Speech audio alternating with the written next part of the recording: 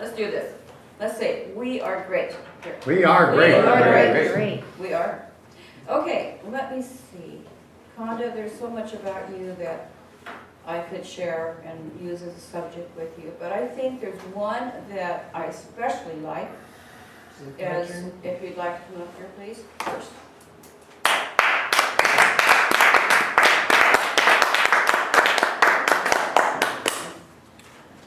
One thing I learned about you is that you love to cook, you love to bake, and you love to make beer. In fact, he had a demonstration here. Do you remember that, Ken? Mhm. Had a demonstration here that Twice. time. Pardon me? Twice. Oh, okay, so what I'd like you to do is, the subject is cooking, making beer, or baking. And when you first got interested in doing it, when you were probably young, and then who was your first person that you did it with, or who taught you about that?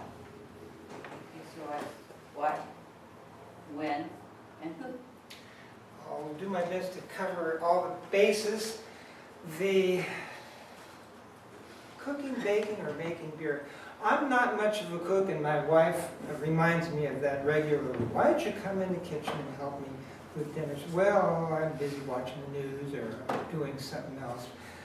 But as far as brewing beer, I am an aficionado of drinking and, of course, making. Brewing, in which I did a brew last weekend, and it's sitting in the what is known as carboys, fermenting right now. Next week I'll be bottling it, and if this were an evening club in a private location, I would bring bottles to share. But beer in the morning just doesn't cut the mustard. I would say it all started, my love of beer all started, I was a teetotaler, of course, until I was 18. I did not care for anything of the sort. But when I was 18, I spent the summer in Germany, lived with a family in Germany, and a group of us, the member of the family who was my age, took me out to a local beer hall. They call it a Gasthaus, like a pub.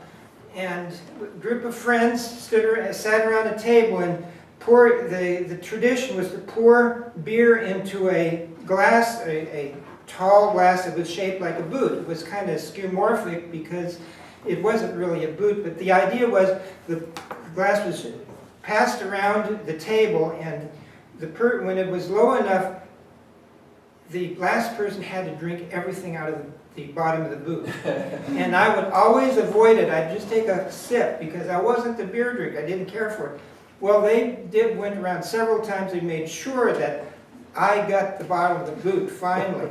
And when I finally did, I had to drink it out. And I, for the first time, had the experience of the wondrous, amazing thing of beer. And that's where it all started.